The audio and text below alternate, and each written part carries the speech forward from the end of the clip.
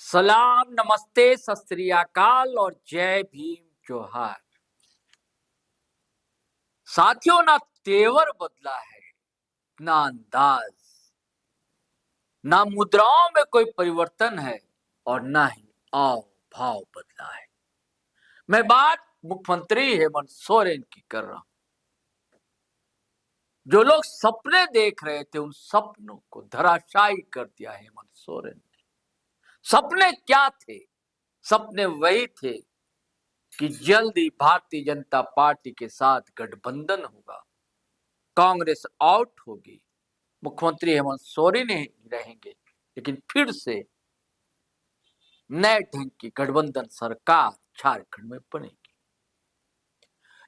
लेकिन जिस आक्रामक मुद्रा हेमंत सोरेन अब अटैक कर रहे हैं भारतीय जनता पार्टी पर, हमला बोल रहे हैं, उससे इस बात को पुष्टि मिलती है कि नगर निकाय चुनाव में जेएमएम और कांग्रेस गठबंधन भारतीय जनता पार्टी के समर्थित उम्मीदवारों को चारों खाने चित करने की तैयारी। हेमंत सोरेन विदेश से लौटे हैं और उसके बाद से नई ऊर्जा, नई ताजगी दिख रही है उनके अंदर। उनका भाषण आप सुनिए, बॉडी लैंग्वेज देखिए आप। आधे साथ चले गए असम का भाषण सुना था आपने, धाकड़ भाषण दिया। पिल्ली चमकना जिसे कहते हैं ना, पिल्ली चमका दी हेमंता बिस्वा शर्मा को। बयान नहीं आया उसके बाद हेमंता बिस्वा शर्मा समझ नहीं पा रहे हैं तो करें तो क्या करें, क्योंकि आदिवासियों की बड़ी संख्या वहां रहती है असम में, जिसमें झारखंड से गए आदिवासी 10 से 15 लाख। उसके बाद माइनॉरिटी का वोट बैंक, जिसमें सेंधमारी करने की पूरी तैयारी हेमंत सोरेन। आज वो दरअसल झारखंड में थे, सरेंगसिया के वीर शहीदों को नमन करने चाईबासा पहुंचे थे दोस्तों, और वहां नियुक्ति पत्र भी बांटा। लेकिन वहां से जो तीर छोड़ा है जेएमएम वाला, वो पहुंचा है गुवाहाटी, आसाम। कल के उनके भाषण से हेमंता बिस्वा शर्मा पूरी तरह सचेत भी नहीं हो पाए हैं अभी, लेकिन फिर बम का गोला दाग दिया और तीर छोड़ दिया हेमंत सोरेन। यानी कि पिछले विधानसभा चुनाव का बदला वो चुन चुन कर लेना चाहते हैं हेमंत सोरेन।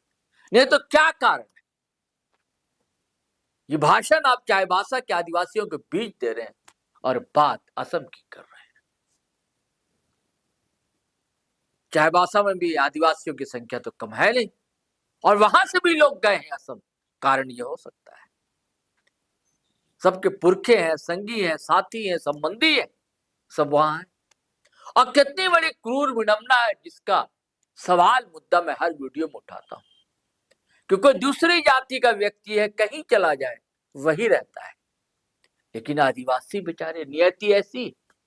झारखंड का आदिवासी अगर असम चला जाए तो वो आदिवासी नहीं रहता, वहां से ओबीसी का दर्जा हासिल। और असम का कोई आदिवासी अगर झारखंड आ जाए तो भी वो आदिवासी नहीं रहेगा। इस विडंबना पर बोले हेमंत सोरेन। कई बातें कही है जिससे बौखलाहट है या भाजपा गलियारे में।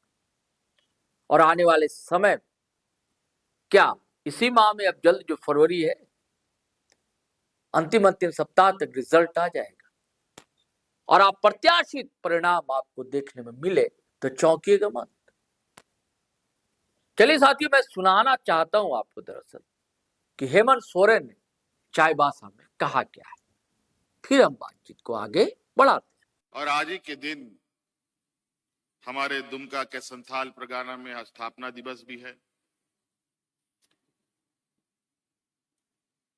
झारखंड के हर एक कोने में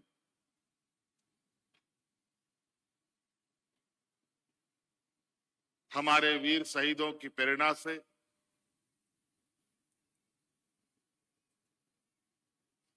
और उनके विचारों को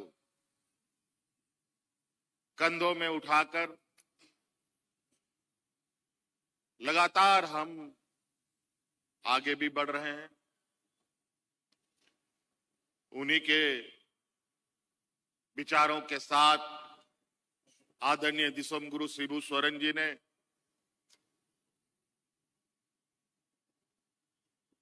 हम सबका नेतृत्व किया। अलग राज्य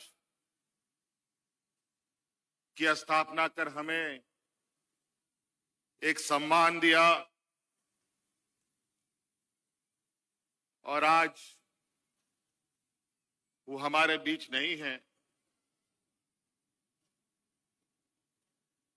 और विधि का विधान भी है।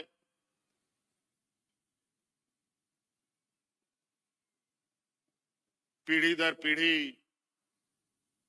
लोग आते हैं और जाते भी हैं। कई लोग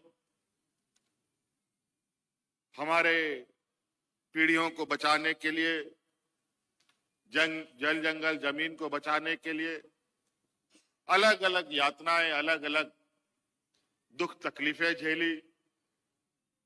भगवान बिरसा मुंडा से लेकर के सिद्धू कान्हू चांद भैरव पोटो हो, खरसवा के शहीद, गोवा के शहीदों को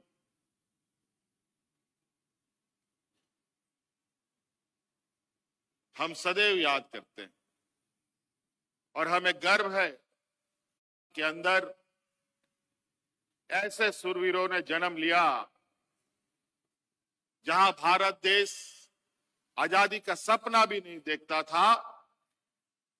उससे पहले से हम लोगों के आदिवासी समूह के लोग अंग्रेजों के साथ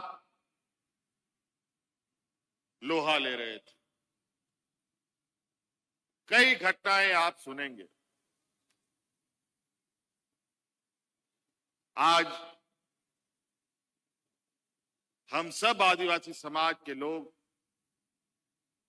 उनके शहीद स्थलों में शीश झुकाने आते हैं, उनको याद करते हैं और इस संकल्प के साथ कि उन्होंने जो कुर्बानियां दी और जो उनका सपना था,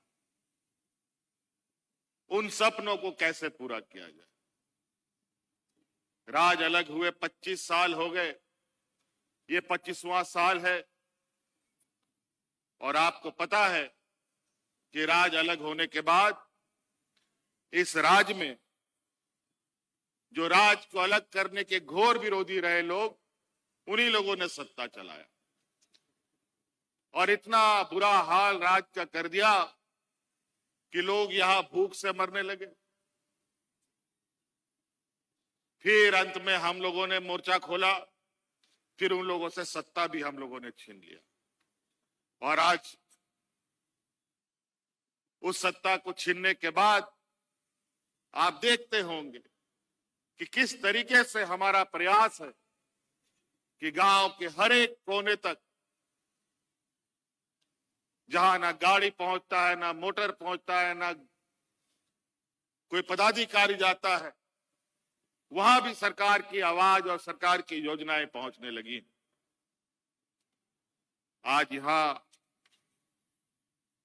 आज इस ऐतिहासिक दिन पर, सिरिंसिया के इस पवित्र धरती पर आज एक के दिन लगभग 1,500 नौजवानों की नियुक्ति हो रही है। जेपीएससी के माध्यम से, जेएसएससी के माध्यम से हजारों नियुक्तियां। अभी 2026 के पहले साल के अंदर हम लोगों ने 25 से 26 हजार लोगों की नियुक्तियां दी और यह प्रक्रिया निरंतर जारी है। उसी प्रकार आज वादा के अनुरूप और इस राज्य की गरीबी को ध्यान में रखते हुए हमने इस राज्य की आधी आबादी जो हमारी महिलाएं हैं, उनको अपने पैरों पर खड़ा करने के लिए हर महीना हम 2,500 रुपए देने का काम करते हैं। आज लगभग आपके इस जिले में लगभग 2 लाख महिलाओं को हम 2,500 रुपए प्रति माह देते हैं। कई सारे राज्यों में ये भारतीय जनता पार्टी के लोग चुनाव जीतने के लिए झूठे इरादे करते हैं और चुनाव जीतने के बाद वादा भूल जाते हैं।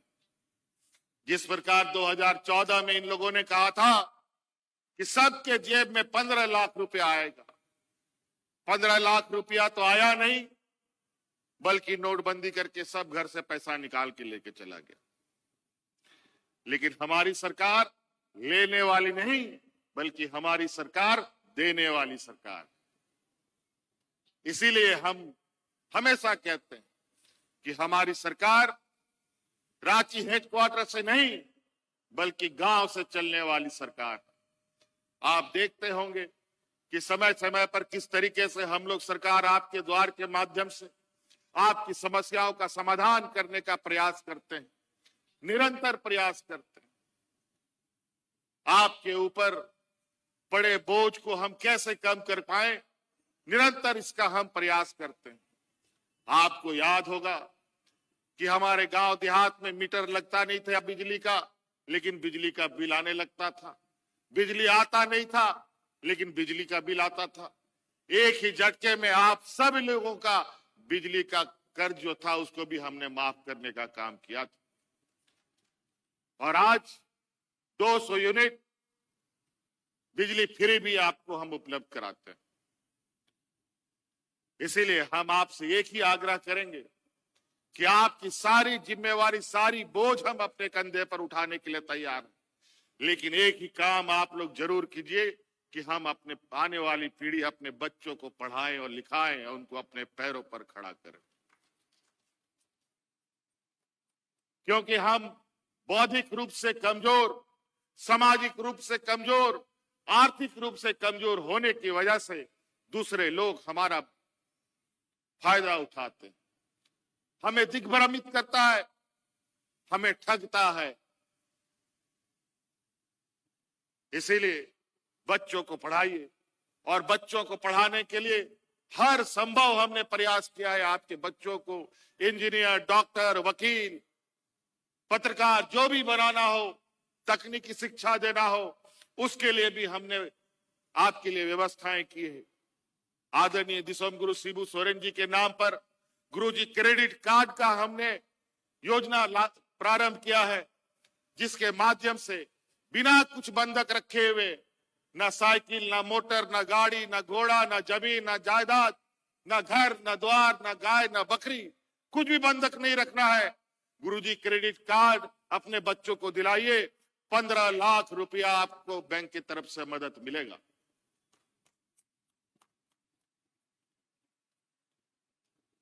और वो भी ऐसा मदद कि जब तक पढ़ाई होगी, 4 साल 5 साल का अगर आपके बच्चे का पढ़ाई पूरा होने में है, तब तक पैसा बैंक को वापस नहीं करना।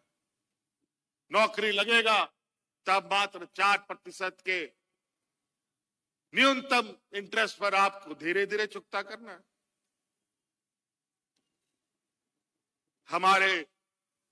अभी हम लोगों ने कुछ ही दिन पहले रांची में जो हमारे बच्चे इंजीनियर, डॉक्टर, मेडिकल का जो तैयारी करते हैं, उनके लिए भी फ्री में उनके लिए कोचिंग सेंटर शुरू किया है, बल्कि आवासीय कोचिंग सेंटर शुरू किया है। अपने बच्चों को वहां भेजिए, काबिल बनाइए और खुद को गांव, देहात और समाज को मजबूत कीजिए। आज हमारे राज्य के अंदर या देश के अंदर हमारा कोई आदिवासी भाई जज और वकील हमको नहीं दिखता। वकील भी तो अगर थोड़ा बहुत किसी तरीके से कर लिया, वो भी पता नहीं कहां घूमे, पता नहीं। जज भी कोई नहीं है। जज नहीं है तो यहाँ के सीएनटी, एसपीटी को कौन समझेगा? हमारी जमीनें हड़पी जा रही है, न्याय कहां मिलेगा? इसलिए वकील बनाइए, जज बनाइए, आईएएस बनाइए, आईपीएस बनाइए।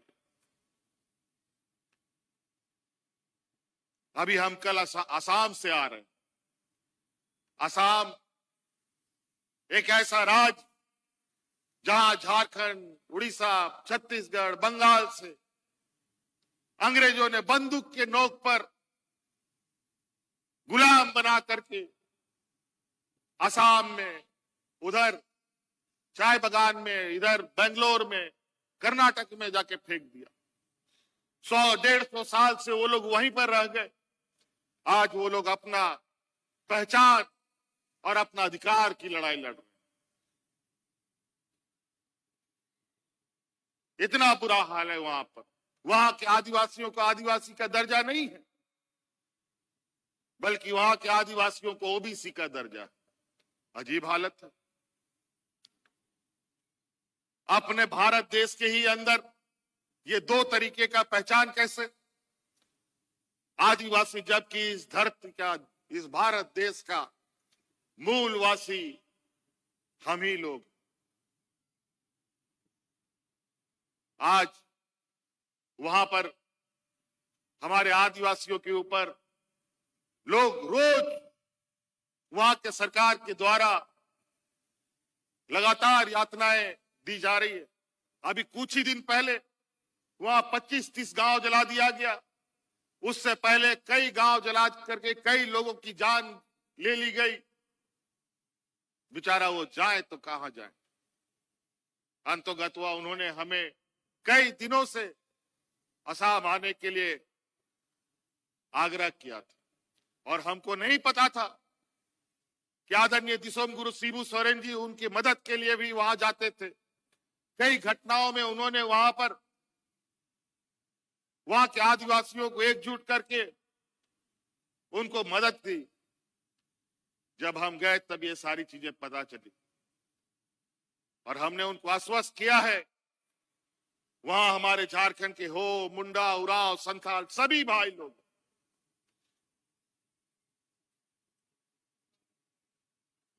हमने कहा कि आपकी लड़ाई के साथ हम सब लोग हैं और जरूरत पड़ेगा तो पूरा झारखंड का आदिवासी को आसाम लेके हम लोग पहुंचेंगे और उनको मदद करने का काम करेंगे। तो कई सारी चीजें हैं। हम ऐसे समाज के लोग हैं जहां कई समाजों में सबसे नीचे आदिवासी, दलित, पिछड़ा, किसान, मजदूर, ये ना जाने इतना नीति कानून होने के बावजूद भी हम लोग के माथा पे क्यों लिखा हुआ? क्यों इंजीनियर, डॉक्टर, आईएएस, आईपीएस नहीं बन पाते? आज इसीलिए आप लोगों के लिए, हमारी आने वाली पीढ़ी के लिए यथासंभव हमने प्रयास किया है कि आप सब लोग अपने बाल बच्चों को बेहतर तरीके से पढ़ाएं। महिलाओं को इसीलिए हमने अपने पैरों पर खड़ा करने का कोशिश किया कि वो बच्चों के सबसे करीब होती है और उन बच्चों को बेहतर जीवन दे सके। आज सावित्री बाई फूले योजना के माध्यम से स्कूली बच्चों को हम मदद दे रहे हैं। आज 18 साल से लेकर 50 साल तक की महिलाओं को 2500 रुपए दे रहे हैं। और मुझे बहुत खुशी होती है कभी कभी, अभी कल परसों ही कुछ दिन पहले हम लोगों ने स्थापना दिवस जो हम लोगों का झारखंड का होता है 15 नवंबर को, जेपीएससी के माध्यम से कलेक्टर बनने कई लोग बीडीओ, सीओ, बड़े बड़े राजकर्मी के पद पर नियुक्त हुए। उसमें से कई बच्चियां आई और मंच पे कही कि उसका मां भी नहीं है, पिताजी भी नहीं है,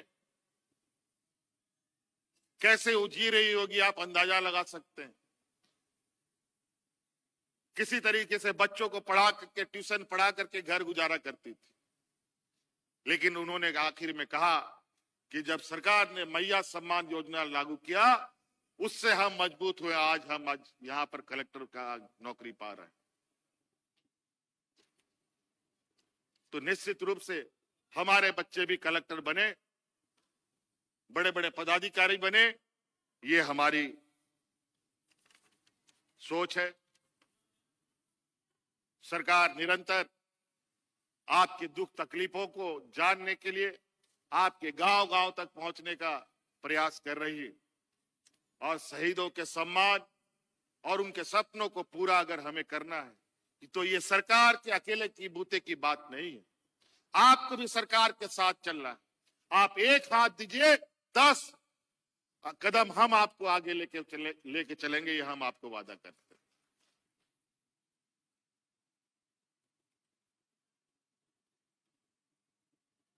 हम भी भटकते भटकते सिरंसिया के शहीद स्थल पर पहुंचे थे किसी वक्त। इतने शहीद हमारे इस राज्य में है कि साल शुरू होने के पहले तारीख से हम लोग शहीद दिवस मनाते हैं।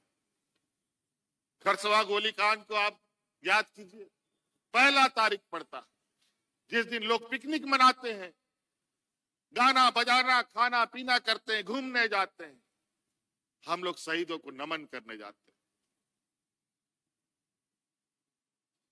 आज इन्हीं शहीदों का प्रेरणा है कि जब इस राज्य में ये भारतीय जनता पार्टी का कहर पनप रहा था, लोग भूख से मर रहे थे, इलाज से मर रहे थे, तो हमने संघर्ष यात्रा निकाला था कि अब इस राज्य को के लोगों को फिर से जगाना पड़ेगा और इनसे सत्ता छीनना पड़ेगा, नहीं तो ये राज्य का जनता, हमारा गरीब कोई बचेगा नहीं।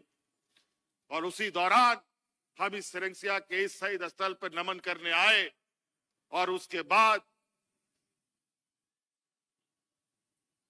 यहाँ के लोगों के साथ मिलकर हम लोगों ने सत्ता लेने का काम किया और लगातार आज हम लोग इस शहीद स्थल पर उपस्थित होते हैं।